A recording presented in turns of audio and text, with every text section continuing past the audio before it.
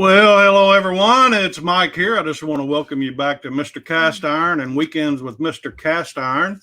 Got my sidekick here, Mrs. Cast Iron. So we're looking forward to tonight's interview.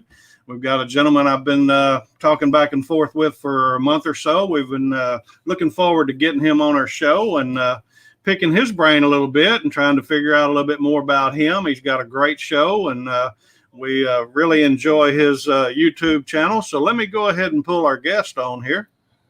Hey, Stephen, how are you, buddy? I'm doing good. How are you? Doing good, man. Glad to meet you. Good to see you. Good to see you guys. Good to meet both of you. You bet. Well, folks in the chat room, we appreciate you guys being there. Looks like we got Cooking with Stephen and Jacqueline, which is our moderator. Mark, T. Old Gold Garden Gnome up in Maine. Good to have Mark with us. So, folks in the chat room, you know the routine. Typically, what we do is, if you have a question for our guest, be sure and just put at Mr. Cast Iron before your question, and that way it'll highlight it so I can see that. Or otherwise, put 3 or 4 question marks in front of it, and Mrs. Cast Iron hopefully will be able to catch it, and we can get the questions up here for Stephen. So, but anyway, hey, Stephen, if you don't mind, kind of introduce yourself and tell us where you're from, what you do, and a little bit about you, if you don't mind. Okay, well, I'm Stephen Strawn, and I have a YouTube channel called Cast Iron Cookware. A lot of creativity there.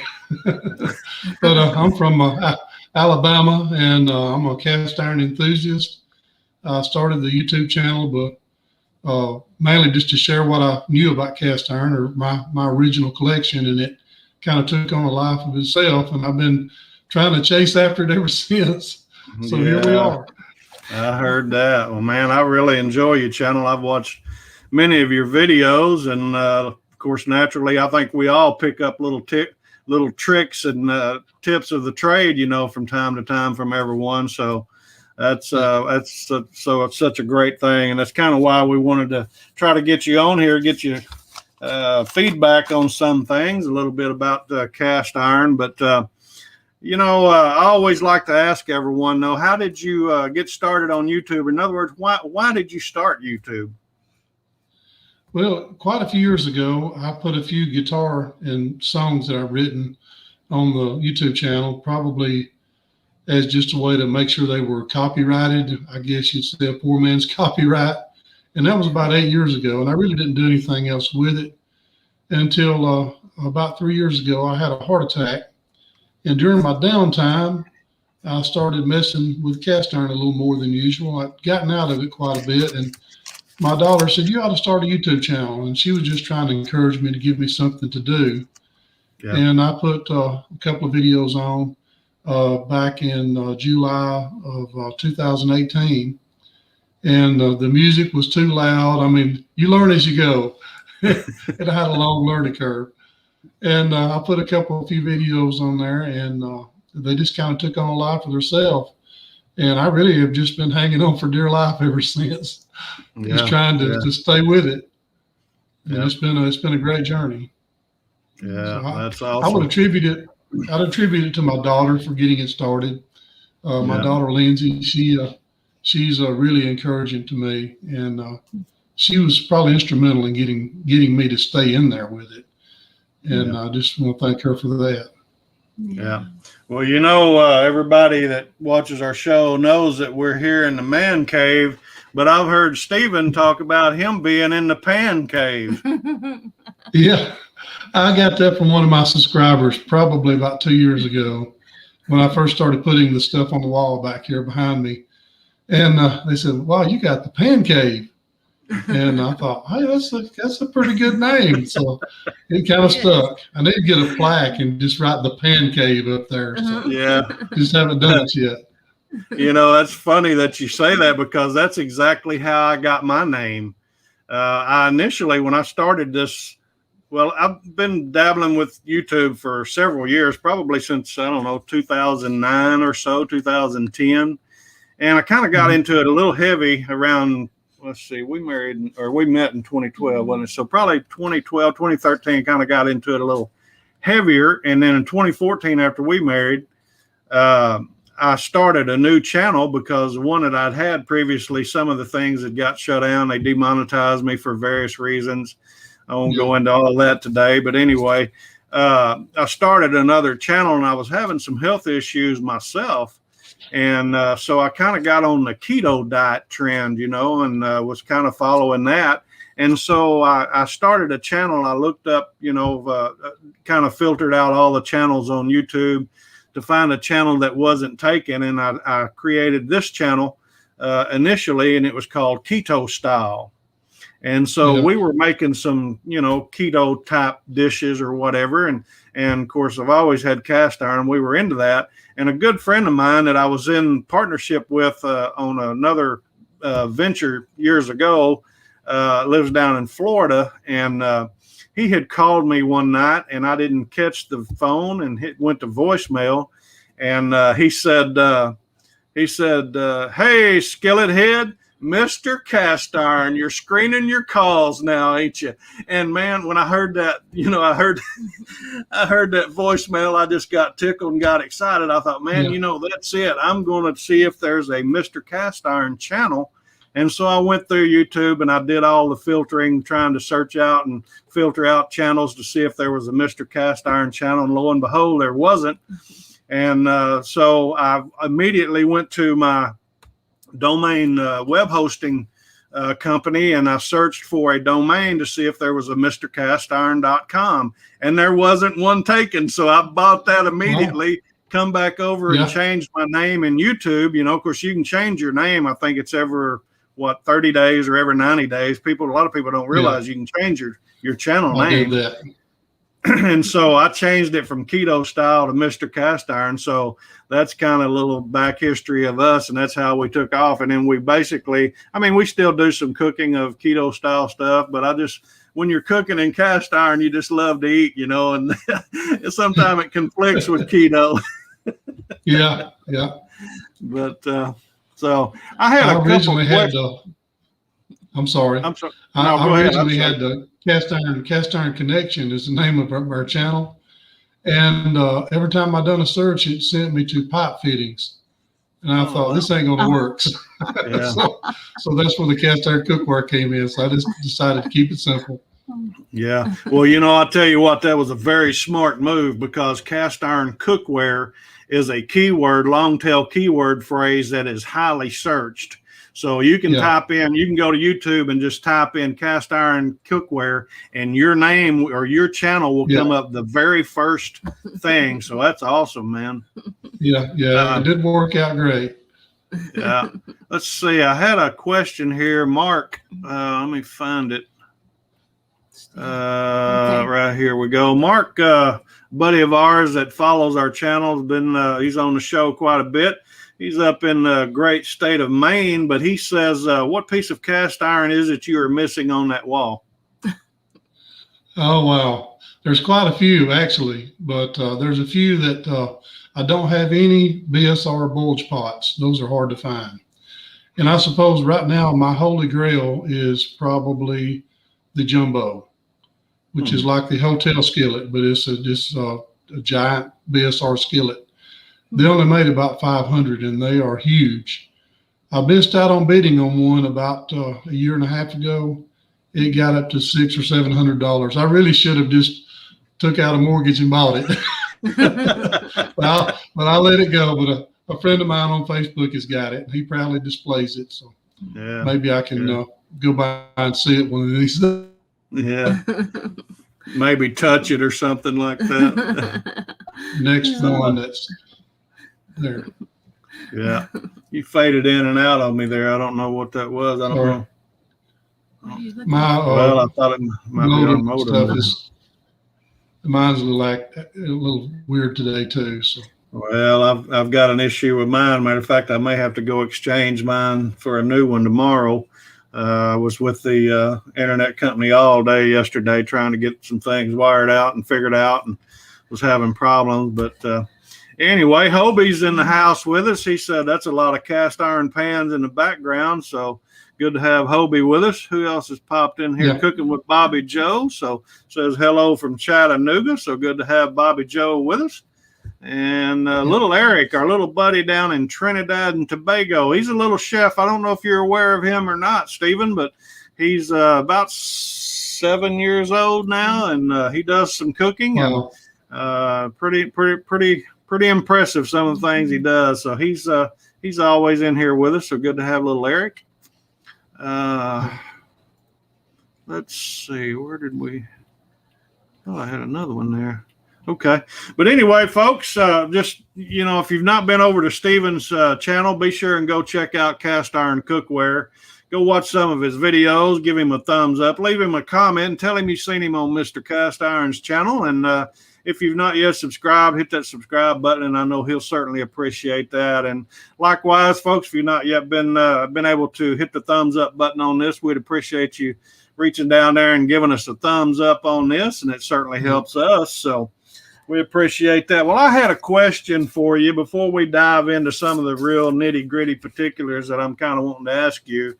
But I wrote down yesterday, it's been on my mind because I know some of the things that I deal with from time to time, and I thought, well, let me just see how it works with Stephen. But here's the question.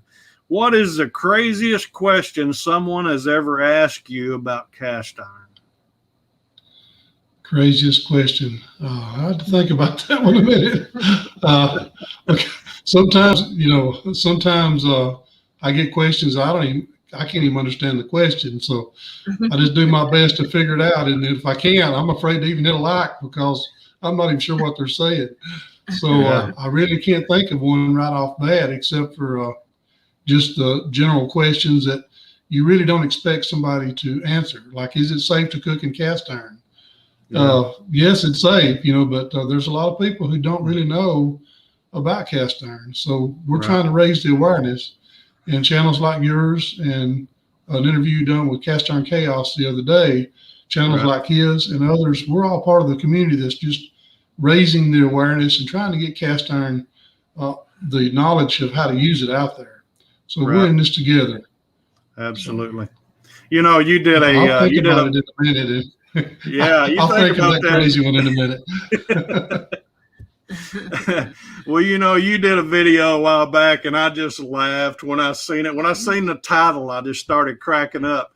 But when you took that skillet and busted that glass top oven, I mean, that stove, that just cracked me up. I thought, people are always asking me, can I use my glass top stove?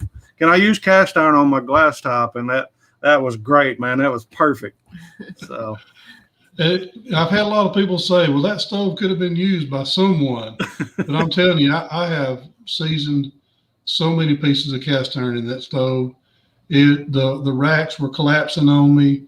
The two of the eyes, one of them had all the way quit, and another one was going out. And it was just scrap. It was ready to go.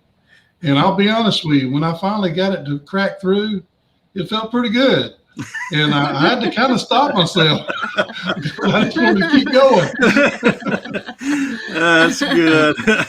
Breaking something is pretty therapeutic. It can be at times, can't it? Yeah. Before I forget, folks, we've got our sponsors, Uncle Steve's Shake tonight. Of course, I can't see his flag there, but anyway, Uncle Steve, she's sponsoring our show. It's brought to you by Uncle Steve, and tonight we're going to do a drawing. So somewhere closer to almost 1 hour into the show, we'll give you a keyword to put hashtag whatever that keyword will be, and you'll have to be present to win. So we'll do a drawing, and tonight's drawing, let me share this screen real quick, Stephen, and just kind of show everyone what we got going on here. But it's a pretty awesome giveaway. It's one of everything. It's normally $105 package, and it's one of everything of Uncle Steve's shakes and blends, and he's got about 12 of them, and we have every one of them, and I love every one of them that he has. And but he's got it discounted and marked down at $80. So you're going to get an $80 or $105 gift, whichever way you want to look at that. But anyway, that's kind of what we've got going on tonight. And so let me pull our screen back out of there, pull that out. So anyway, if you're here in a little while, we'll do that drawing. And we'll go back to some more people in. Yeah, let's see here. Looks like my buddy Mike Baker from my hometown of Kennett, Missouri is here. So good to have Mike with us always. He's working on a shake too, and hopefully that'll come out pretty soon. So good to have my buddy Mike, my buddy Grilling and Chilling with Coleman's down in North Texas. He's another cast iron aficionado, I guess. And Skip Long's here. Good to have Skip. So we got several people popping in, our friend Samantha Lewis. So good to have everybody here. Once again, our guest tonight is Stephen Strong with Cast Iron Cookware. And if you have any questions for Stephen, be sure and put them in the chat room. And even our moderator, Stephen and Jacqueline down in Trinidad, will make us aware of it. Or Teresa will try to catch it, and we'll get it up on the screen and see if we can ask Stephen a little bit about it. So, well, we talked about how you got started in cast iron. And our little buddy down in Trinidad has a question. He says, I wonder which pan he would cook curry duck in. So they cook a lot of curry down in Trinidad. Well, I'm thinking it'd probably be a deeper pan, maybe a chicken fryer. I've got a large number 8 chicken fryer I'd probably use for it. Of course, I'm not really sure how to cook curry duck. I've never cooked that dish before, but I would think that would be a good one. Yeah. But, just as a guess. Yeah. Yeah, now Coleman says I need to use hashtag Mike as a stud, but I don't think we're going to use that. What do you think, Teresa? Huh? No, we better not do that. So, but anyway, well, we talked a little bit about how you got started, and you blame that off on your daughter. We're going to give you that, I guess, a little bit. So. Yeah, she helped me get started on the YouTube, but the cast iron was a whole different thing. Yeah, it had happened a few years earlier. I did say cast iron, then I meant YouTube. Yeah, that's fine. But on your channel now, what with your library of videos, what's one of the ones that's your most favorite? My most favorite one, I want to say it's the one that has the most views, but I really can't say that. Now it has been good for the channel. It has actually helped financially support the channel to a certain degree, and that was the Dutch oven restoration video. But I suppose my favorite one, I'll have to go back to the one where I cracked that glass top. That was more fun than probably any video that I've done. Yeah, and I really got a lot of enjoyment out of it. In more ways than one, huh? Yeah. Yeah, that was classic, man. I love that. Oh, wow. Let's see here. I need to pop up something here. Let me put his banner back on. All right. Well, I know you're a busy man and everything, but do you have any other channels that you find yourself watching quite regularly, whether they're food channels or not, or cast iron or not? Do you have a special interest? I used to have a list of channels that I liked, and it was on my channel, and everybody could see what I liked. But I've got very, very varying likes. I'm into chess. I watch a lot of chess channels. I watch a lot of cooking channels, and I'm also into home defense and self-defense. So I watch a lot of those. Just a little bit of everything. Worship music. I love to watch worship music on some of the video channels that has the video worship. I enjoy that. So just about everything. I get on there and I jump from channel to channel. I do a lot of YouTube surfing, I guess you'd say. Yeah. How much time do you spend on your channel working, either creating content or just adjusting things in the back office? Well, when I was putting out a video every week, and I really need to get back to that, I was probably putting about 8 hours a week toward that video. But with my day job, I'm really busy. I'm trying to do a remodel and working on the Easy Beezy business side of it. It's just, I'm just finding time to sleep when I can is all I'm doing. Mm-hmm. I need to get back to just focusing more time on the channel. Yeah. I really miss putting out one every week. I've had a few people on the last video that I put out commented, glad to see you back. Well, I didn't go anywhere, but I guess I did because I'm not posting regular. But I do want to get back to putting out every week. Yeah, it really makes a big difference and it keeps me connected. Yeah. Speaking of your product there, Easy Beezy, let's take a look at that. Um, you have created a product for cast iron. Can you elaborate a little bit on that for our guest? Yeah, because I was looking for every kind of oil, and I've even seen your channel on different kinds of oils to use. I've done a lot of experiments on different types of oils until I found the one I like the best. My favorite standalone oil is grapeseed oil. Now you can use almost anything. Some are not as good. Grapeseed oil is probably one of the best ones I've ever used. Well, actually the best individual oil that I've used. Avocado oil comes in a real close second, and I used both of those oils as my blend. And I use a beeswax base and grapeseed oil and avocado oil. And I'm working on a organic version that doesn't have the avocado, because I recently found out that there are a lot of people allergic to avocados. Really surprised to hear that. Yeah, usually people, if they're allergic to latex, they're allergic to avocados too. And a lot of people don't know they're allergic to it until, something about the way the molecules are put together are the same, a lot like latex. So I've had a lot of people say, if you just take the avocado oil out, I would be glad to purchase, but I can't. I'm allergic to it. So I'm going to work on that. It's in the works, but with time constraints, it's really hard to get things moving. Right. Well, if you don't mind me asking, of course, I know a lot of folks in our chat room and that watch the replay of this. A lot of times they're looking to grow their channel to be able to get monetized and everything. Of course, you're about what, 46,000, I think. I think 60,000. 60,000. Yeah. Wow. Amazing. So you're far beyond that. But what, if you don't mind me asking, what led you to create this product? Was it to finance your channel, or was it just something you happened into, or? Well, I was looking for something to finance my channel to help with that. And actually, I've had sponsor requests, but none of them are right for my channel. I don't want to support, I don't want to use a gamer channel for my subscribers. They're not interested in gaming. And a lot of them's not interested in fashion or apparel. Right. So I've been looking for something, a sponsor that would match my channel, and just haven't found one. And the Easy Beezy product works out great. And I've got a friend that had a chunk of beeswax, and he said, here, do something with this.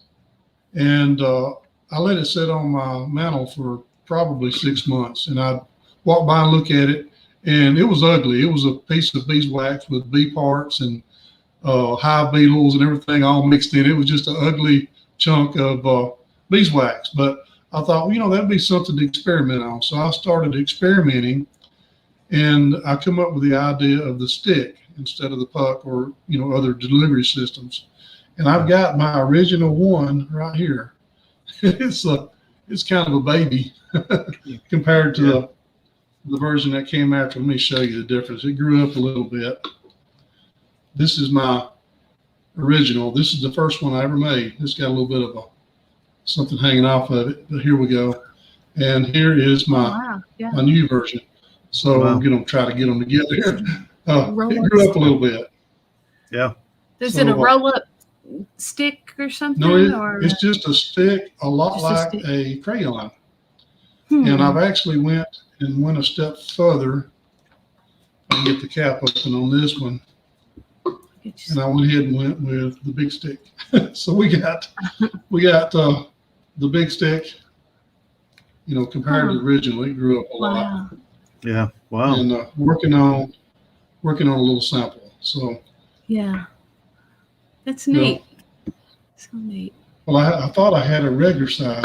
Those are both sticks. I guess the regular is. I had to go with a larger tube. The big stick wouldn't fit inside the small tube, so I had to go with a big one.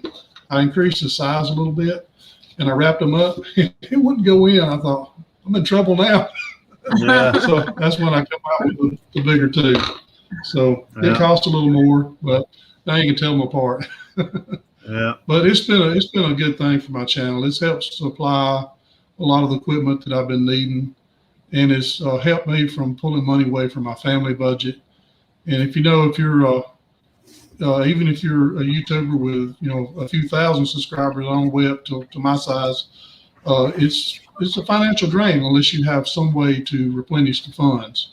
And it's been really helpful, and I've been really excited about that. It's made a big difference in my channel, and the connections that I've made with people who have let me know about how my product is performed, and I've made a lot of friends. It's just been wonderful. So more than just the monetary help, it's been great for us. The connections I've made. Yeah. Well, you mentioned you're working on a sample product. Do you have goals and aspirations of adding some other type of product to your catalog there? Well, we're looking at some woodworking products. We're looking at doing some cutting boards, but that's way down the road. I'm a woodworker. I like to do woodworking on the side, but right now there's no side to do it on. Yeah. Life is so busy. I'm just having to find time for things.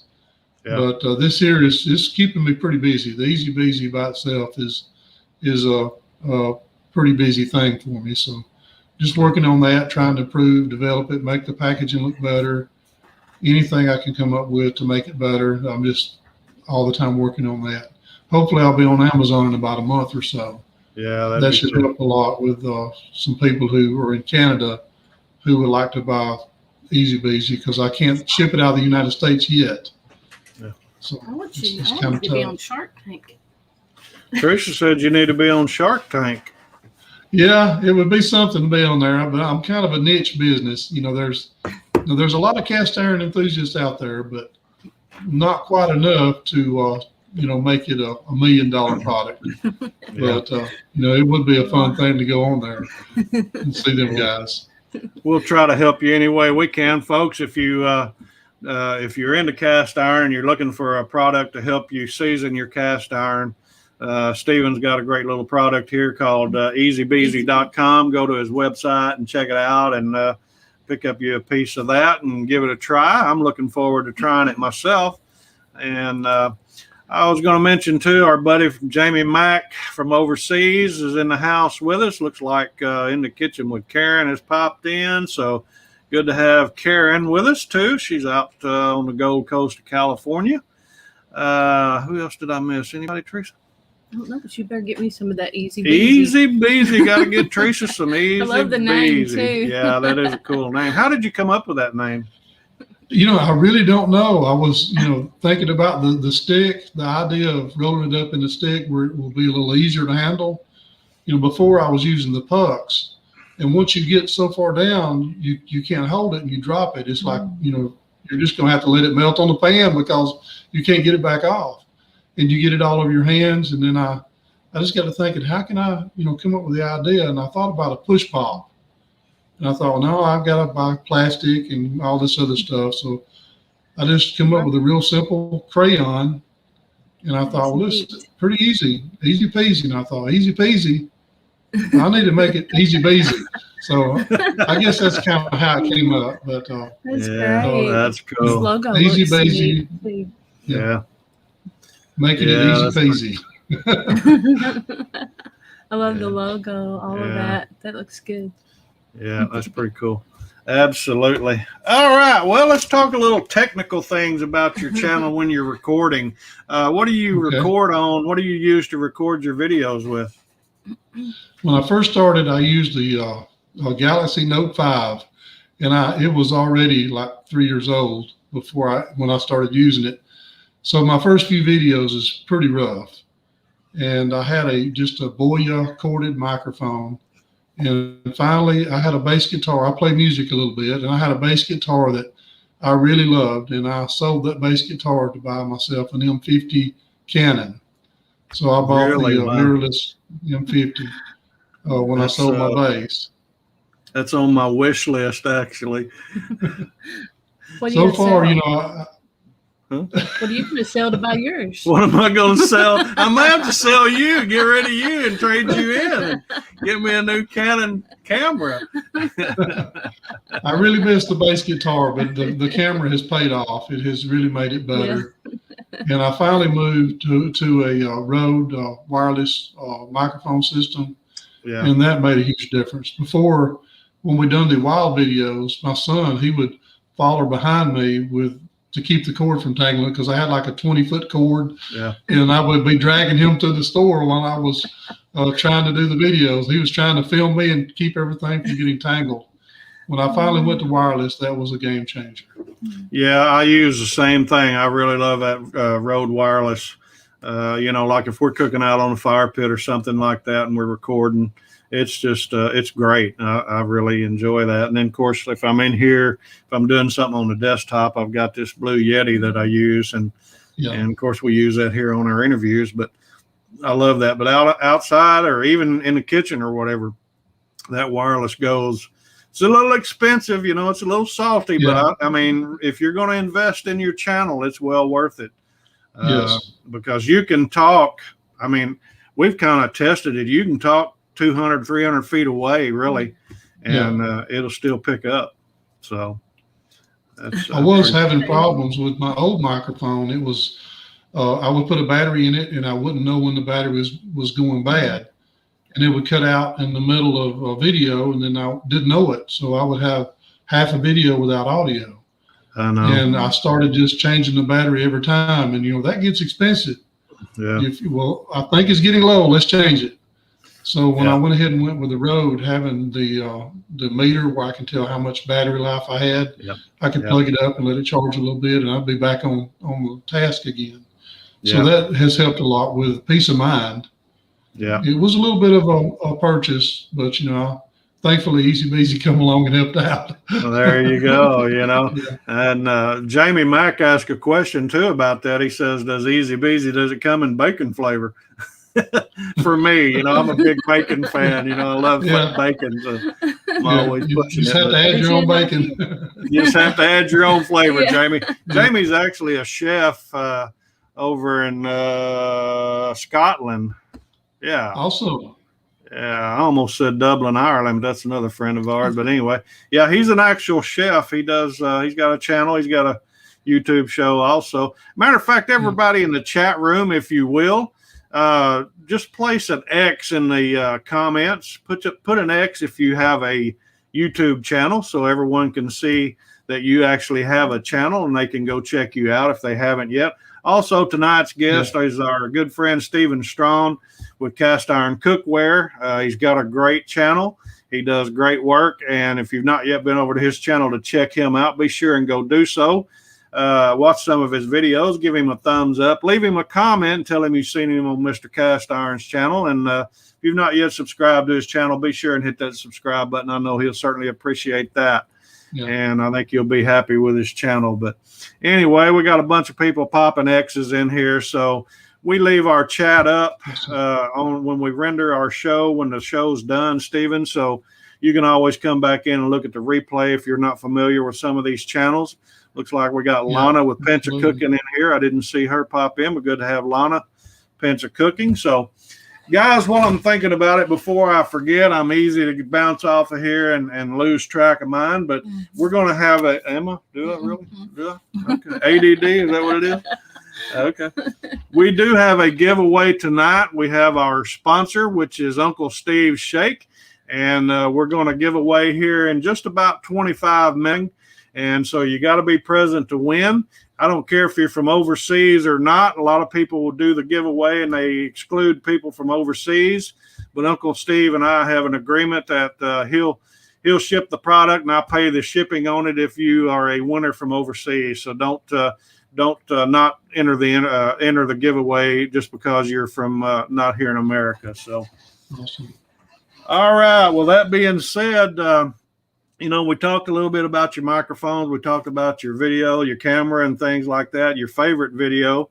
What was one of the videos you had the most trouble recording? It would probably have to be one of my wild videos, probably my first one. because I'd never done that before. I never have done a live. It wasn't live, but going out and just shooting from the hip, just walking around the store and pointing things out and talking about it. I just because I just didn't know what I was doing. It was just so hard. In my earlier videos, I tried putting music to the videos, and I got the music too loud. So all of my early videos were hard. Look, I've had people say, well, the music is just so loud, I can't hear you talking. So I just decided just to cut the music out completely. You know, there's no reason to have it. So I dropped it except for just on the intros. But I suppose the wild videos were the ones that were the hardest to do, just because logistics and usually getting my wife and my son up early in the morning and dragging them halfway across the state and just, doing that number. Now, it was really fun, but it was hard as well. Yeah. Well, that's generally one of my questions too.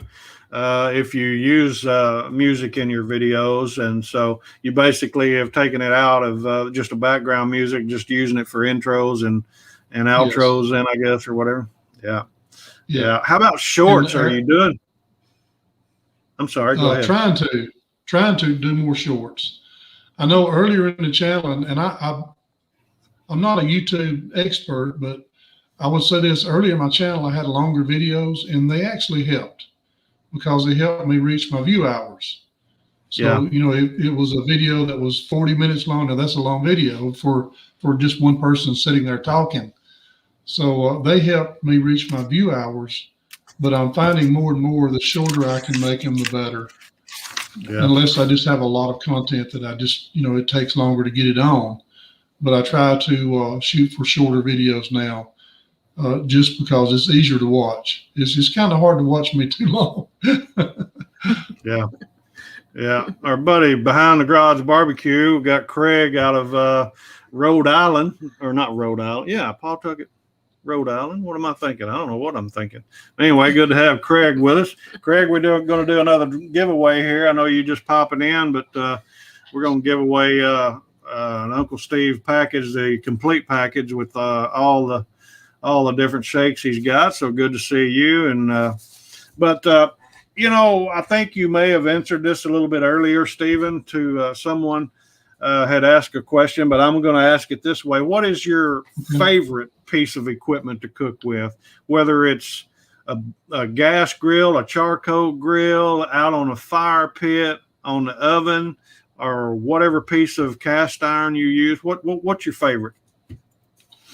Believe it or not, I think my favorite pieces of cast iron is going to be my cornstick pans.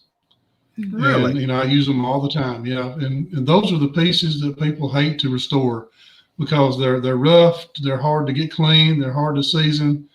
The back is just as hard to season as the front. But I think that my cornstick, because I use them more than anything. Now, I have a couple of skillets. I have a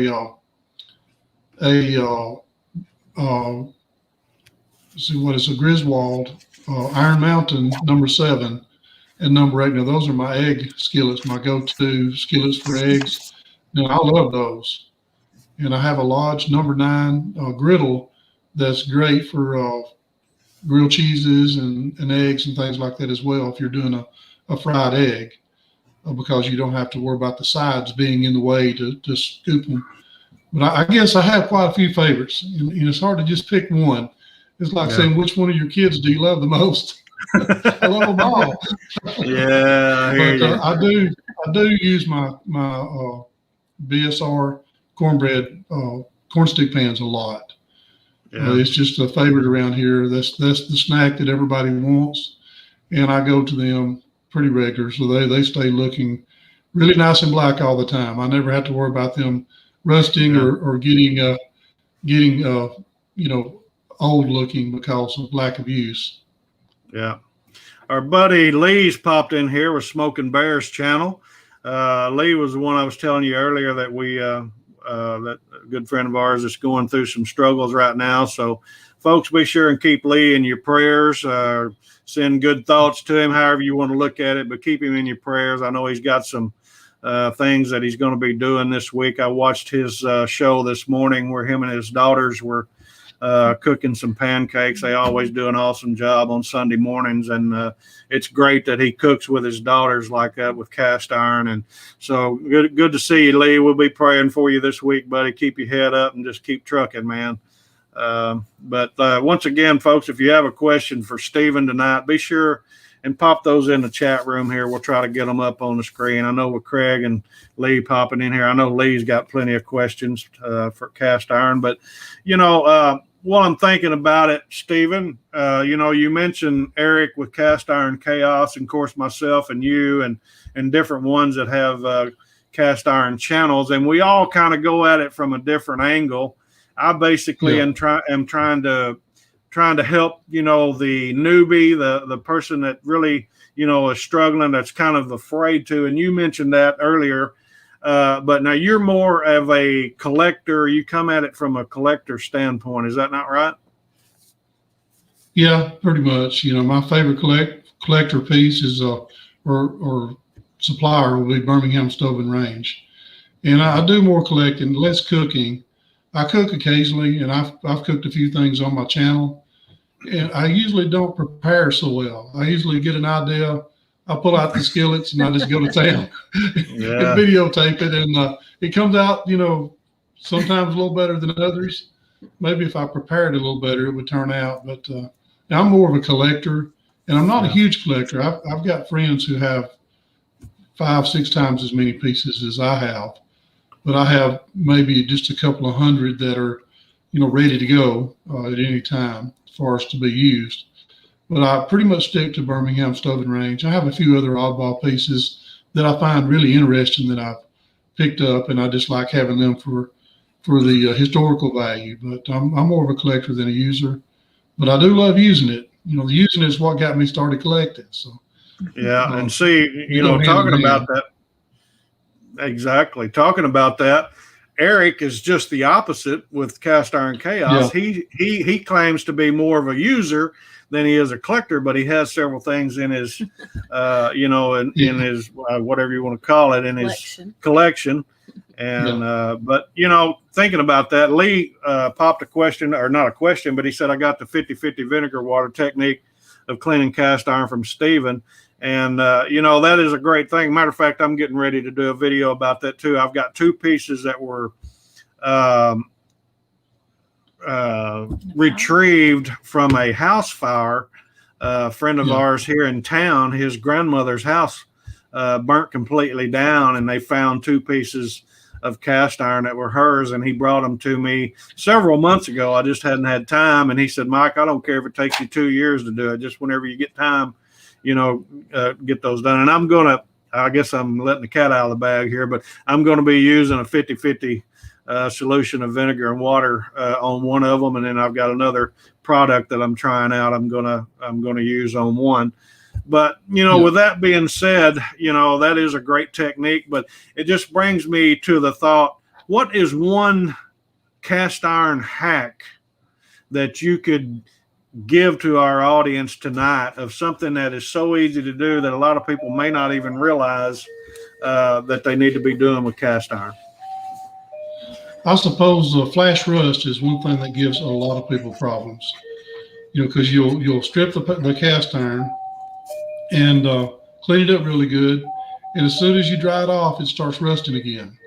Right. Now, some pieces are more prone than others, but I know when you finally get it, out of the water, let me start over again.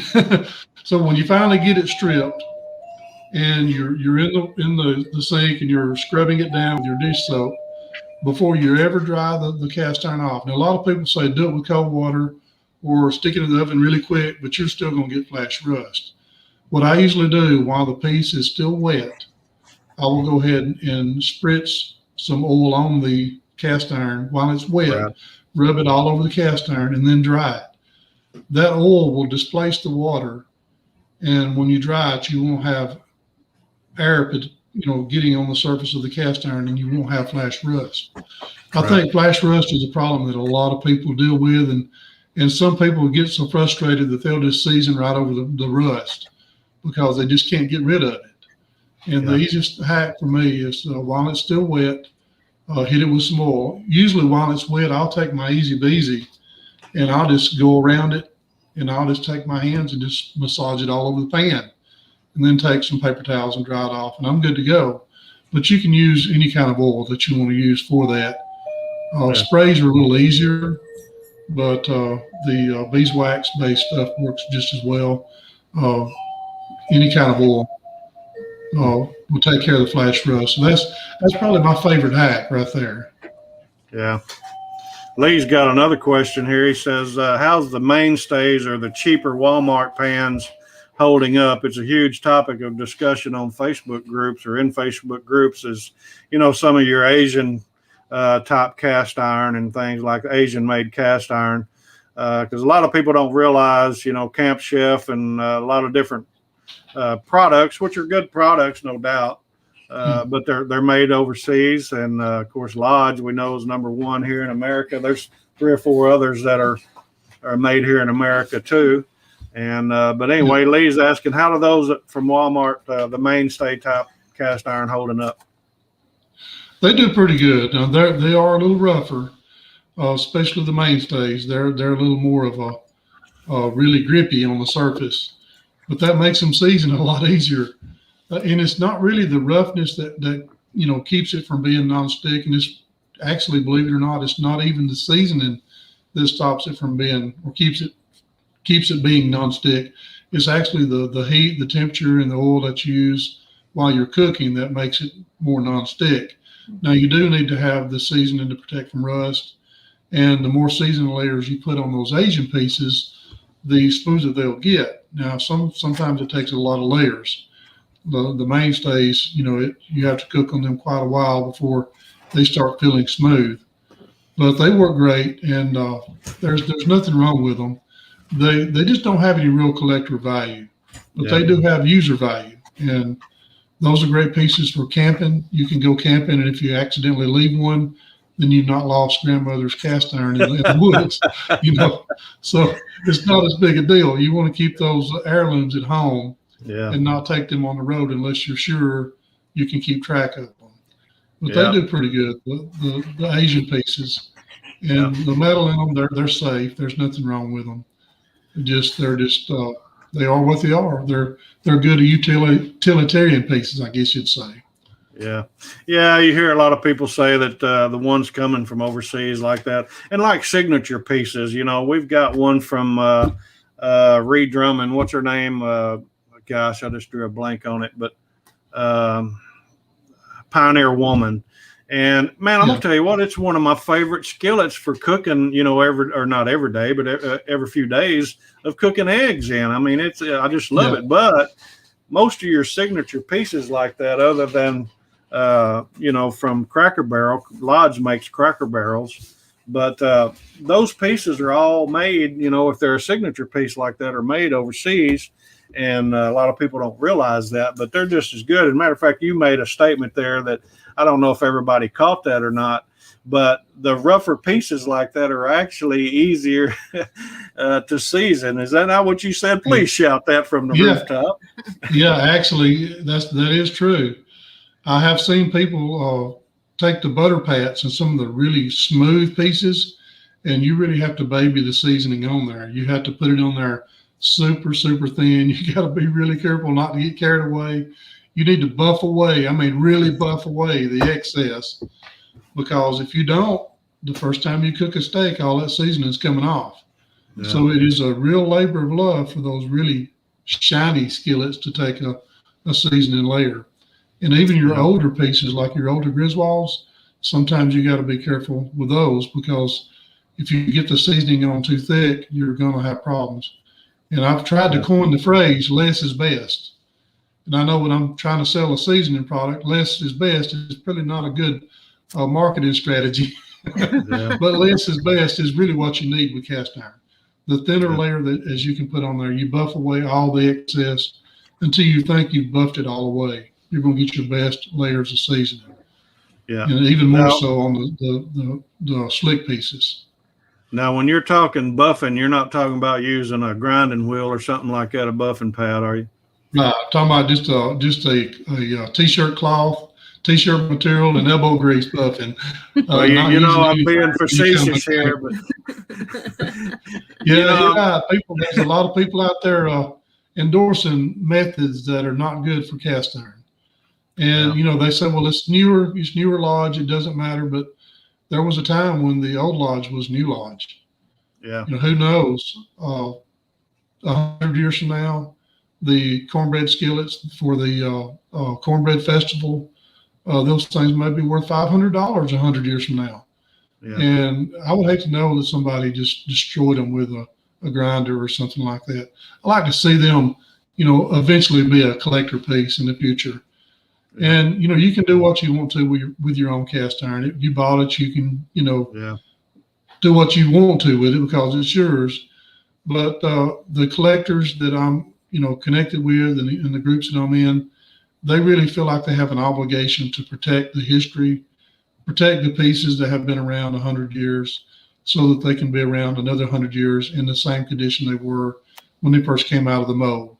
It's kind of a precious thing that you have there, even though it maybe originally only cost 35 cents. Right. Some of the pieces that were just 35 cents back in the 20s and 30s are worth hundreds of dollars now and are highly collectible and sought after. And just think about the history and just think if they could talk, if they could speak and tell the stories of, you know, the gatherings around the dinner table and what was cooked in them and the conversation that took place at that time, you know. Yeah. It's amazing. Yeah. I got a question. I'm sorry. I got a question for you here. Cooking with Bobby Joe says, I have a rusty unmarked wedge skillet that was my husband's grandma's. I'm going to restore it, but is it normal for them to be unmarked? Can you address that, Stephen? I believe you're talking about the cornbread skillets, the ones that have dividers in them. Right. Yes, you'll see some of those unmarked. I think Wagner's had one that was unmarked, but the original ones came from Birmingham Stove and Range. They invented those. Let's see if I got one handy. While you're looking for that, our buddy Billy down at Strong's Adventures popped in here. So good to have Billy. He's another cast iron cook. He does a lot of Dutch oven cooking. But I'm sorry, go ahead. You got your skillet. Okay. Now this right here is a Birmingham Stove and Range. You froze up on me there a minute, Steve. There you go. There you go. Okay, it's got patent pending on the bottom. Of course, it has cornbread skillet, you know, up here around the top. It was one of the first ones that came out. Birmingham Stove and Range actually invented this, and it was kind of on a whim. I think the story goes, the foreman of one of the lines, his wife said, "I would like to have a cornbread pan, but I don't want a muffin pan and I don't want a cornstick pan. I want a skillet, but I want one with dividers in it." And I think she kind of pestered him a little bit until he finally decided, I'm just going to make one. And that year, they made a lot of them. And it probably helped Birmingham Stove and Range not go out of business as soon as till later. They put patent pending on the first couple of years. I believe, I want to say 1967 and 68. And in 1969, they had made in USA. And all of them after that has those markings. But there's no Birmingham Stove and Range marks on this. And Birmingham Stove and Range didn't mark very many pieces at all. But there are some pieces of Griswold and Wagner, also these, some marked, some unmarked. So you'll see a lot of those pieces unmarked. You can usually tell what they are just by their handle, like the Birmingham Stove and Range. Usually can tell by the little ridge on the handle. And you can also tell by the patent pending and the name. The Wagner pieces will have the lettering here at the bottom and nothing else. And I can't really remember what the Wagner pieces, the unmarked ones, have on them, but you'll see those unmarked a good bit. Yeah. The marked ones maybe are a little more valuable as far as collectible, but they all work great. They're hard to clean, though. Yeah. You really got to love them if you're going to collect those. Yeah. Bobby Joe says, yes, it looks like that one just has no marking on the bottom, but it's very rusty on the bottom. With that being said, I'm going to ask one more question before we do our drawing. in our giveaway. So, folks, we're going to give Uncle Steve's our sponsor tonight. He's going to give away an ultimate package, which basically has every single one of every single shake that he has. So there's 12 of those. And so we're going to give one of those away here shortly. But I want to ask Stephen now, is there a piece of cast iron that's so rusty that it needs to be just thrown away? I haven't seen it yet. You can use them even if they have gigantic pits in them. Even if a piece is really pitted, once you season it, they're going to cook fine. You can get it non-stick. The pits are not going to make a difference. If you got a piece that's a family heirloom and it's just horrible looking, you can still bring it back to life where you can use it. It's still usable. And you can't say that about any other kind of cookware out there. Once it starts falling apart, it's gone. Yeah, Teflon's not quite like that. Right. Yeah. Now, unless it has a hole rusted plumb through it, you can't. But other than that, you should be able to use it anyway. Yeah. Well, all right, Stephen, let's take a little break here and do a giveaway. Even you can enter this if you want, my friend. But what we want you to do, folks that are in the chat room, be sure and put hashtag cookware. All right, COOKWARE, all one word. Don't put spaces in it, but hashtag cookware, and that will enter you into the drawing, and we'll do that here in about 4 minutes. Let's see. My phone died, so I can't really. What happened? This phone is gone, so I can't chat on it. Oh, what was the hashtag? Okay, I see. Yeah, Stephen, it's hashtag cookware.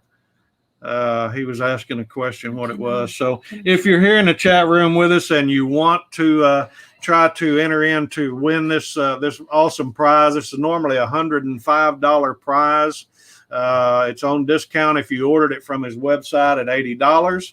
So this is a great prize, and we'll go ahead and talk with our Stephen here tonight, our guest, up until we've been on the show 1 hour, which is about 2 minutes, 3 minutes to go. So once that's up, we'll do our drawing. So go ahead, if you're in the show, be sure and put hashtag cookware. Now, Stephen, we was talking about rust and everything. Are there any other type problems that our guest or anyone that may be watching this show that's new to cast iron, or they're just not that knowledgeable about it? Is there any other tip that you could give them as far as maybe cooking in cast iron? I would say the one thing is don't turn it on high right off the bat. Even if you're going to be cooking on something like searing a steak and you need it high eventually, you want to start off on a low to medium. Don't put the heat on the cast iron right away, because you can warp the pan from the bottom. The bottom of the pan will get way too hot before the sides have a chance to catch up, and that's where a lot of warpage comes from. So I would say just don't get in a hurry. Let it get a good start before you crank the heat up. Yep. That's a good way to keep them from becoming spinners. Yep. You'll see that where a piece will spin like a top on a glass top. Yeah. You beat me to it. I was going to say, and we call those what? And that's what happens when they're warped. They're called spinners, aren't they? Yeah. They spin like a top. And if you're cooking gravy in one of those, you really got to hold on to it, because it's just going to keep turning on you. I got to do that anyway with Teresa, when I'm cooking gravy. She's over there spinning the skillet to get a hold of some gravy. You're in trouble. I know it. It's funny right there. But all right. Well, we're right up against it here, Stephen. I'm going to jump in here. I'm going to pop this on the screen, and we're going to go in and do a quick giveaway here. Let's see. We need hashtag. I should have had this already here. What is the word? Cookware? All right. So let's start collecting some comments and see. We've got 11 people that's entered in to the giveaway. So are you guys ready? Let's do a draw here and see who's actually going to win this tonight. So who is the lucky one tonight? All right. Looks like Oh, Jared is the winner. So, Jared, if you will, if you don't mind, Jared, be sure and send me an email. I've got it scrolling across the bottom down here. It's a play on words. It's my last name, but it's Green Acres Place, kind of like the old TV show, but it's spelled Akers is my name. If you'll just shoot me an email, Jared, and tell me you won, you've seen Cast Iron Cookware's live stream, let me know and I'll get your information. Don't share it here with us tonight in the chat room. Just send me an email. We'll get your information and I'll get that sent off and we'll get that on the way to you. So congratulations and appreciate everyone that's that has participated. So Jared wins. Jared's our winner. So good to have Jared. Yeah, good deal. All right. Well, let's get back to our show here. So, let's see here. Congratulations. Yeah. All right. Well, Stephen, have you got anything that's on the top of your mind of the question I asked you earlier in the show? What is the one craziest question you've ever had either on Facebook, Instagram, or on a comment on one of your videos of someone that has asked you something about cast iron? Have you thought of it yet? I hadn't really thought of anything, but I do know I have known people that said, once a piece of cast iron, what do you do with a piece of cast iron after it's gotten to be unusable? What do you do with it? Some people say make a clock out of it. I had somebody ask me if it was okay to use them for target practice. I'm thinking, no, the target practice is not a good idea because the way the skillet is made, it'll go in the skillet, go across the back and come back at you. So do not use cast iron cookware as target practice, even if it's no longer usable. It's too dangerous. Yeah. Stephen put up here too. I just want to thank Uncle Steve for sponsoring our show tonight too. So appreciate that. But well, when you do cook in cast iron and you don't record it, you said you have trouble coordinating all of that. And I know that's always a struggle for us to try to get everything together and to be able to create a video. But what's one of your go-tos? What's one of your favorite things you like to cook in cast iron? Well, the thing that started my collecting cast iron was biscuits. And I think cooking biscuits in cast iron, it brings back all the memories. Back in 1985 or 86, right after me and my wife got married, we bought a Birmingham Stove and Range Century Series number 14. And we paid brand new. We paid $5 for it. Wow. And we kept that thing in the cabinet. We hardly ever used it for anything. And one day I got to thinking, I want to make biscuits like my grandmother. And I thought, I want to recreate my grandmother's biscuits. And I just pulled out that pan. And of course, I made a lot of batches of biscuits. I made some Ellie Mae biscuits and, some hard as rock, some is just Ellie Mae. I finally got it figured out. But that's what got me started in cast iron. And after I finally dialed it in where I can make good biscuits, I decided, I really like this cast iron stuff. Yeah. And I started collecting, and that was probably in November of 15. I bought a lot of pieces from my mother-in-law that we still have today. And I had maybe 10 or 15 pieces I bought from her, and I was hooked. At that point, I was into it and couldn't get away from it. But I would say biscuits is what started it all. And when it comes down to it, biscuits is where I want to go back to. Yeah. And I cook those a good bit. Yeah. Well, how did you get started cooking in general? Was that something that you learned from your mother or your grandmother or someone? I know you talked about the biscuits with your wife when you guys got married, but initially, how did you, what got your interest in cooking besides your appetite? Yeah. Well, my mother, she was super artistic. She was one of the most artistic people I've ever known. And she always encouraged us to do things and try new things. And she didn't have a problem with us, trying to make a cake or cooking something. So I would say when we were kids, my mother, she encouraged us to do things like that. So, I wanted to make the biscuits like my grandmother because I remember her trying to show us how to make them when we were kids. So I guess it goes back to my mother's creativity and my grandmother, and just made me want to continue that. Yeah. Got another question here for you. Billy Strong's Adventure says, what does Stephen think when he sees one of the old cast iron cauldrons that someone has in their yard as a planter, and they've drilled holes in the bottom of it, I might add, to drain the water out of? I know that just crawls. That's heartbreaking. Yeah. That's heartbreaking. Because those pieces are highly sought after now, and the first thing they do is holes in it, and they can be patched, but it just takes away from them. And usually once they have been used as a planter, they get really thin. You know, talking about rusting to the point where they can't be used, they just about get to that point, to the point where even the bottom will fall out of them.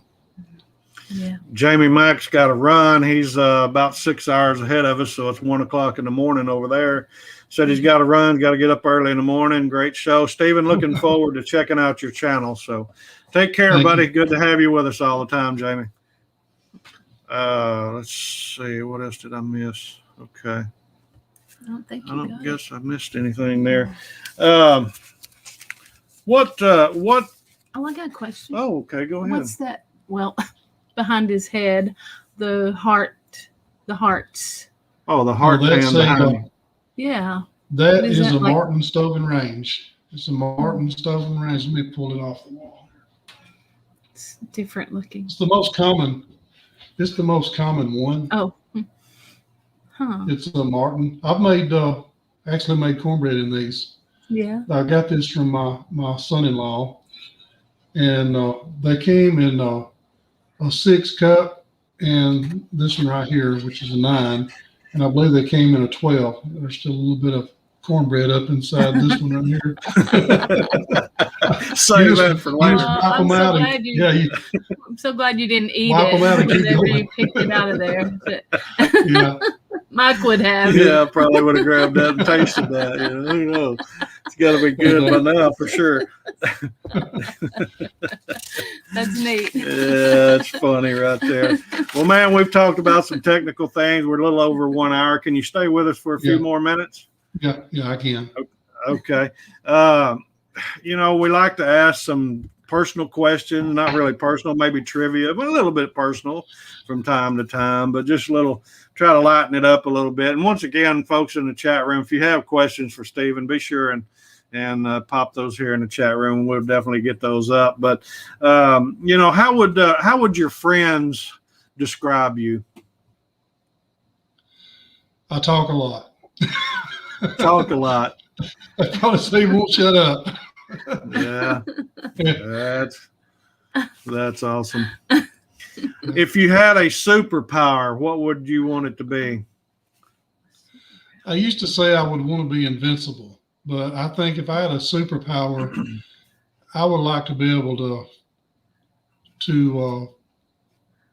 heal people, I guess you'd say, because there's a lot of people out there hurting. If I could just make it where people didn't hurt or they didn't have problems, that would be something. If I could just alleviate some of that, that would be a superpower worth having. That's awesome, man. Sure enough. Well, you know, that leads me to another question that I like to ask also is if you could have dinner with any guest, past, present, or I couldn't say future, but past or present, who would you like to have dinner with?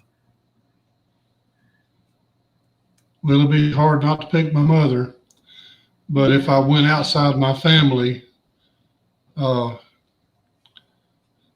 want to go back to Adam and say, "What was you thinking?" but not really. I think I got the best one I've ever had right there. That's good. But I know it's your fault. I think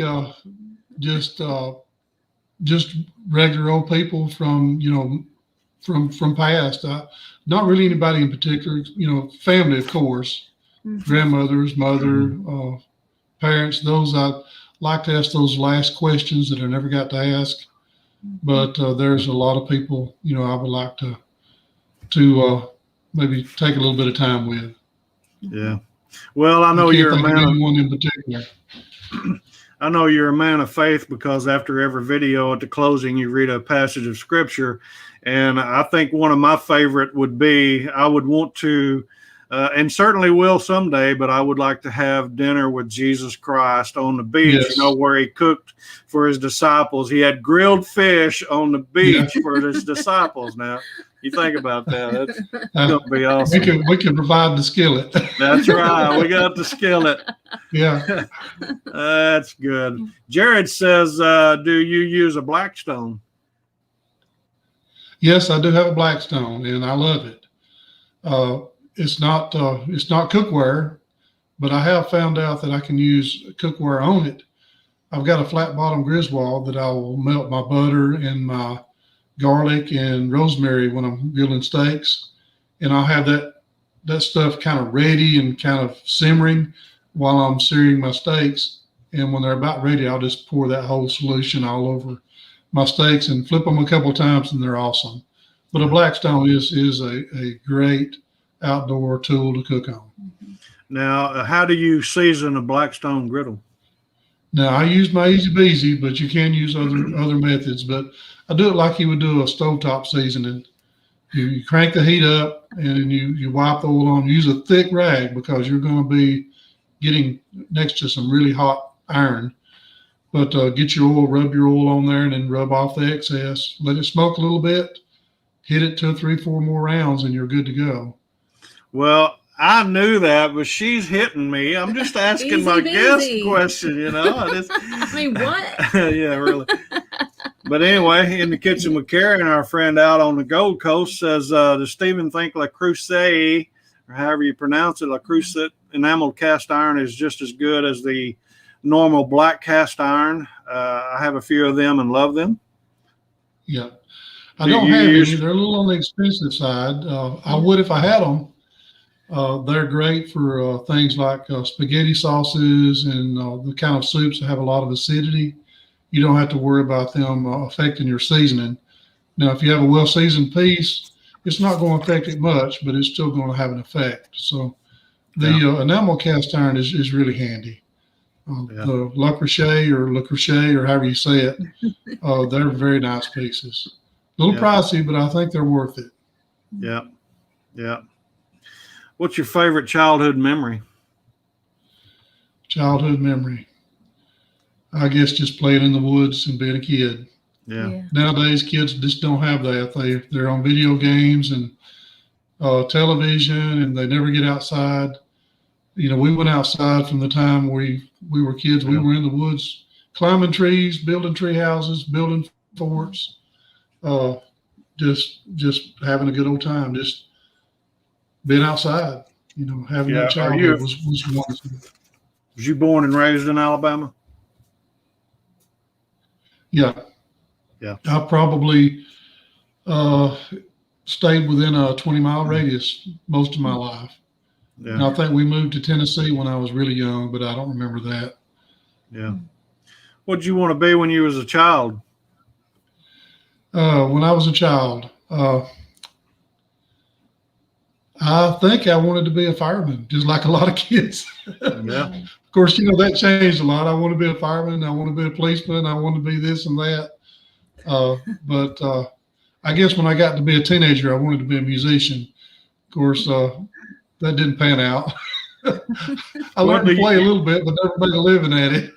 Yeah. You still play, don't you? Yeah, I still play. Yeah. You play at church or something? I don't. Yeah, we play at church and once a week. I don't practice as much as I used to. I used to be an avid, musician where I practiced every day. Just don't have the time. So, you use it or lose it. And I've lost a lot of my abilities by not practicing. Yeah. You got any pets? Yes, we got a cat, and my wife has named her Pretty Woman, which is her favorite movie, I suppose, ever. And I think I've watched that movie probably 500 times. Oh, yeah. but we got the cat. We had a little Chihuahua, but he passed, and we got a mixed shepherd that he's called Boo, and he's white, got blue eyes. He's real pretty. Oh, Yeah. One inside, one outside. yeah. Well, talking about pets, how about pet peeves? Have you got any pet peeves? With cast iron or just life in general? Life in general, yeah. Life Well, in even general. cast iron, I'd love to hear that. Well, mainly just people treating it right.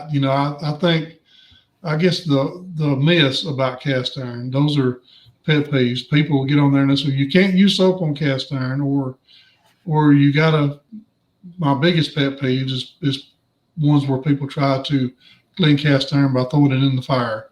Yeah. I mean, you hear that all the time. Just throw it in the fire. It'll work out. Well, it may not. Yeah. So I guess that's a big one right there. Yeah. I guess in life, a pet peeve is being on time. I like being on time. I like people being on time for me. And I've always heard it said, if you're not early, you're late. Yeah. So I always try to be a little early, And just to make sure. I believe you you uphold that because folks in the chat room, Stephen was an hour early. I happened to be working on getting everything together, and lo and behold, I always tell my guests to pop in about 15 minutes early so we can check our audio and video. And lo and behold, I looked down in the bottom corner and Stephen was there. So we got a chance to get to know each other and chat for a little bit and work on some things. And so that's great. No doubt about it. Before I forget this, talking about the pet peeves, can you kind of address the soap issue and also the fire issue for people that don't know?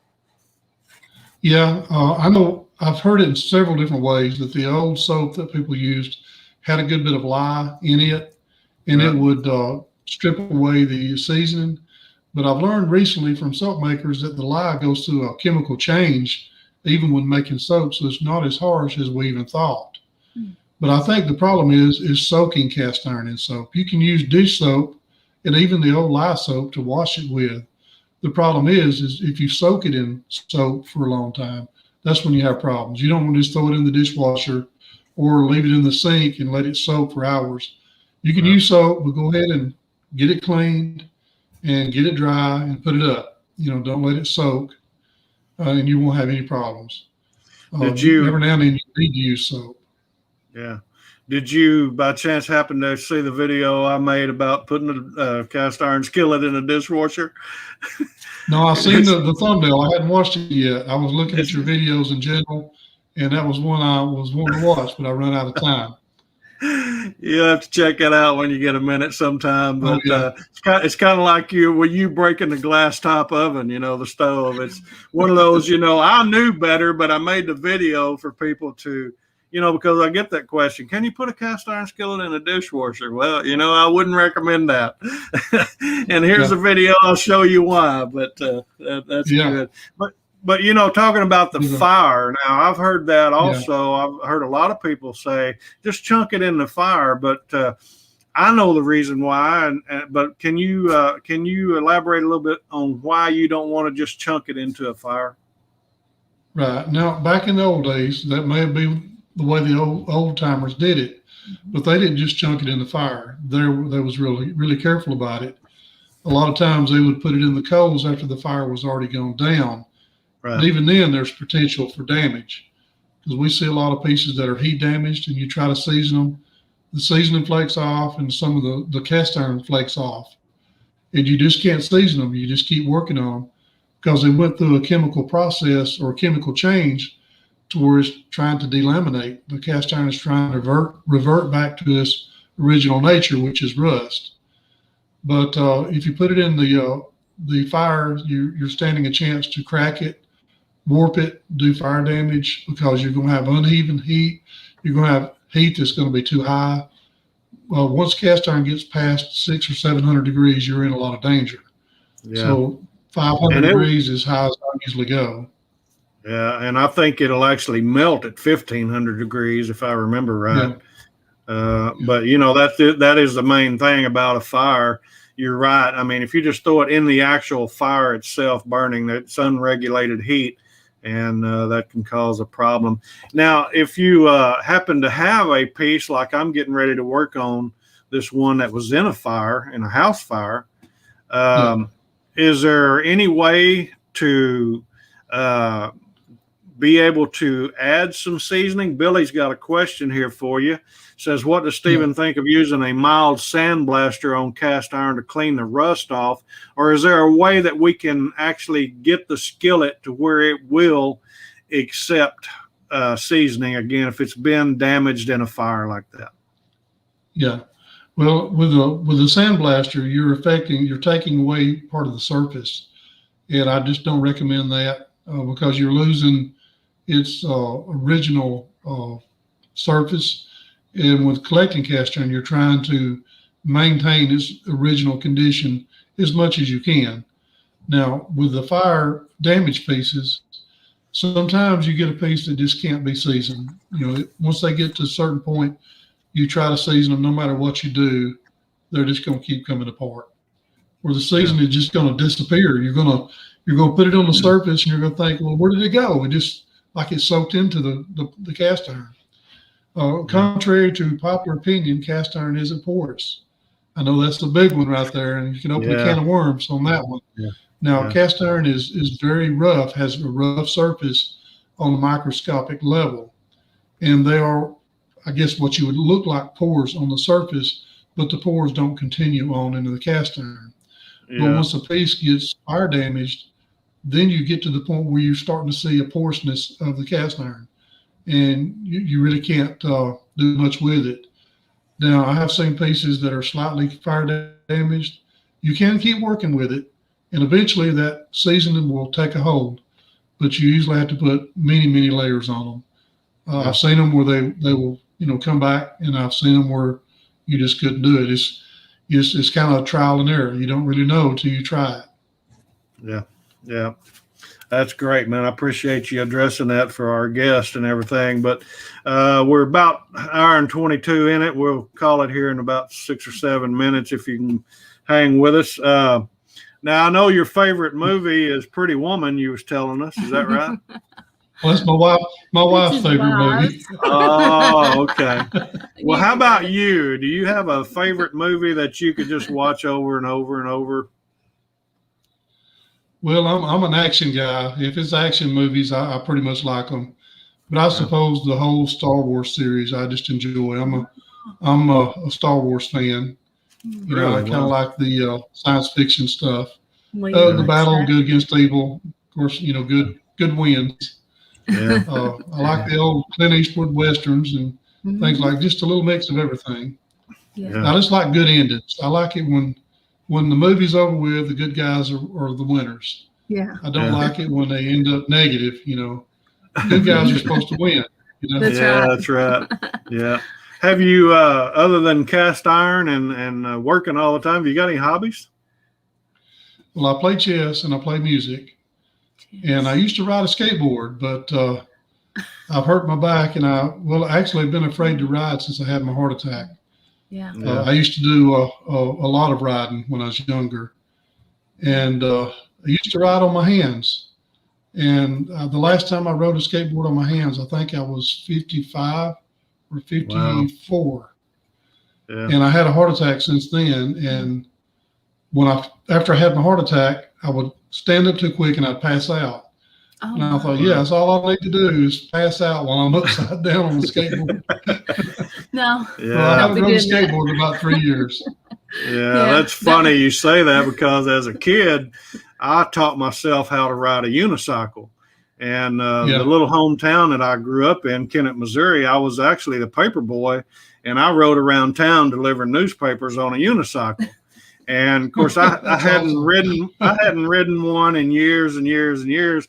And when Teresa and I started dating and we got married, we lived next door to a lady that's a school teacher, and her son taught himself how to ride a unicycle. So one day, Teresa and I were out in the yard, and he was out there piddling around with a unicycle, and I said, I'm going to freak him out. Watch this. So we walked across the yard, went over there, and I was kind of talking to him like just piddling with him a little bit. And I said, do you care if I try to get on that? And he said, I don't care.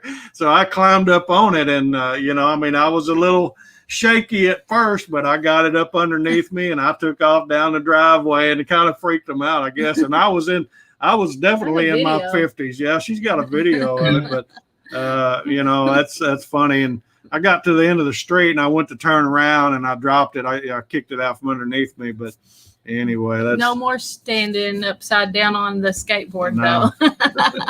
No, you can't do that no more. We're glad you're better, though. I've done that. Yeah, I'm doing good. I did that once a few, probably 4 years ago. Me and my son were out at a coffee house doing something, and there's some kids riding a skateboard, and I walked out there and said, do you mind if I ride it? And I didn't stretch. I didn't do anything. I can't go from the board upside down like I need to, because I'm just not limber. So I had to run a few feet and jump on my hands and ride. So I went about 20 or 30 feet. I walked back, handed him the skateboard, got back in the truck, and I told my son, I said, "Oh God, I'd like to kill me." I was hurting all over. It took me 3 or 4 days to get over it. And I said, I got to be more careful. Yeah, I hear you. Billy said he'd like to see that video. We'll try to find it and pull it up and put it somewhere. I don't know where we'll put it, but maybe we can show it.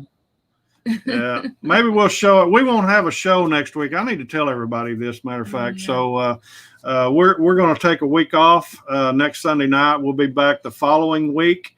Let me share my screen here with you real quick. Kind of show. Let's see. I don't know if I can do that or not. I think you can. I don't have it with me. No. So anyway, we're going to have Gary with GTS's barbecue on October the 3rd will be the first show we have coming back. But next week we won't be here, so we look forward to seeing you back first part of October. Tell them why. Tell them why. Well, my son's getting married, so we're gonna go tease him and make fun of him a little bit and aggravate him. But there's a story behind that, Stephen. I've got a video on my channel where I met my son last year for the first time after 35 years. I didn't know him up until last year. And there's Teresa videoed me, interviewed me more or less, and I tell my story of how that took place. So if you've not ever seen that, you guys ever have time and you feel like having a tearjerker, you can check out our channel there and see the video about me meeting my son. Simply Wendy's popped in and she says, how many pieces of cast irons does Stephen have? Probably, I would say 200-ish, maybe a little more, a little less. Yeah. So see, I know. She's always saying, I don't know where we're going to put all this stuff. Guess what? To put it on the wall like that. Yeah. Now, is this in your house that you have this wall like this, or is this out in the garage? Yeah. It's cool. In my house. We have 2 bedrooms downstairs that we're planning on turning into a game room / activities room, and this is one end of it. We're going to knock the wall out between the 2 bedrooms and make it a big long room, and make it a room for all the grandkids and pan room. The pan room. Yeah. We'll throw a pool table in here too. Yeah, that's awesome. Let's shoot off of the cast iron, play ping pong. There you go. I just got a couple more quick questions for you before we leave. But what's one of the favorite ways? What do you like to do on your day off? Let me put it that way. Rest, but I don't do that very often. But no, really, I think one of my favorite things is probably playing chess or playing music, just being with family. Just unwinding. Something that doesn't have to do with work or with Easy Beezy or with YouTube, which I love YouTube. But sometimes you need a break. You just need some downtime just for you and your family. Yeah. Well, you talked about music several times. So what's your favorite band? I don't know if I have a favorite band. I have a favorite musician, and that's probably Phil Keaggy. Really? A lot of people don't know much about him, but I do. He's an amazing guitarist. Yes, been around a lot of years. He's been kind of behind the scenes nearly most of his career, but awesome, super awesome guy. Yeah. Awesome guy, awesome musician. Yeah. That's cool. I've never seen Phil Keaggy in person, but you probably remember back, he's talking about back in the 80s. I went and seen a guy named Leon Patillo. You probably heard of Leon before. And then, of course, Third Day I've seen several times and different ones, but that's awesome. Well, hey, if you were to win the lottery, let's say you played the lottery and you was to win the lottery, what would you do with the winnings? The winnings. Well, number one, I suppose I'd pay all my kids out of debt and make sure they were set up. And I think I would invest in some ministries that are struggling. Yeah. There's a lot of ministries out there that are really, really got a heart to do a lot of great things, but just don't have the finances or the power to do it. You know, I would like to see them get a chance to be financed and actually have a chance to finish what they're trying to do. You know, a lot of people are ministries, not just necessarily evangelical ministries, but ministries that are out there trying to help people get back on their feet. In the hurricanes, I mean, we've got a great group in our area right here that always go to natural disasters, and work. Disaster relief. They just left. They go to, I mean, of course, everything going on in Louisiana right now and Texas, and I mean, there's always stuff that you can invest in like that. That's great, man. That's a great answer. But Stephen, he found that one. Yeah, he popped a video up there, that one how I found my son after 35 years. So appreciate that, Stephen. And he's getting married for the first time. First time, yeah. Him and his fiance both have never been married. So this is pretty cool. We're excited. But well, I just got to ask you too before we go. On a serious note, what are you most grateful for in life? Family, having a chance to be around my family and just knowing people. We seem to forget that. Now, health, your health usually declines as you get older. Money comes and goes, things come and go. They don't really matter. People really is what matters. So I'm thankful for all the connections that I have, the family that I have, the friends that I have. Even though we're not as close or connected to some of them, they're all important because that's in the end, that's all that's really going to matter when it's all said and done is the connections we made and how we treated people and how we interacted. Wow, that's great. Another little simple question. What would you take to a potluck? You went from what would I take to potluck? I'm over here about to cry, and then you were asking about a potluck. I got to line it up here before we leave. That was sincere. I'm not going to leave that, I believe I would carry a big pan of Mexican-style cornbread. That's usually what they ask for. Well, you got a mean pot of Mexican cornbread? That sounds good. Do you make a mean Mexican cornbread? Oh, yeah. I make a lot of Mexican-style cornbread. That's why I use my corn stick pans for. And I've been making them in muffin pans, too. So I use every one of my cup pans to make it because I make a lot when I make it. Like it just as hot as I can stand it. I hear you. Hey, what's the best way that you would recommend people to follow you on social media? Well, I have a Easy Beezy Facebook channel, but I don't really spend as much time on it as I probably should. That's for social media. That's probably the biggest thing that I do. They could probably check out my email that I send out once. I'm supposed to send it out once a month, but I've been slack. So you can check out my email list. It's just on my channel. You can check any videos, got the link to it. Newsletter. Is that a newsletter or something? Yeah, it's like a newsletter. I haven't put it out lately. I was trying to do it every month, but it's getting to where it's like every 3 months or so, and probably been longer than that since the last one. But I do have a Instagram channel or Instagram page, and also a Twitter page.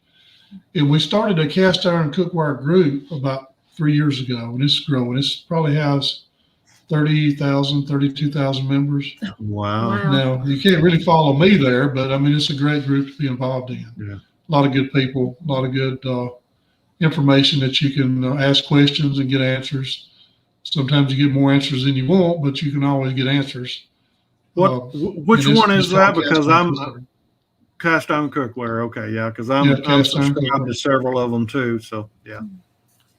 Okay, great, awesome. Before we go, just one quick last question. Do you have anything that you would like to say to our guest in the chat room, or also certainly to your subscribers before we go? You're really appreciated. You know, if it wasn't for you guys, I'd have quit a long time ago. The encouragement that I've got from everybody, I've had people they come on there and they just really encourage me to go.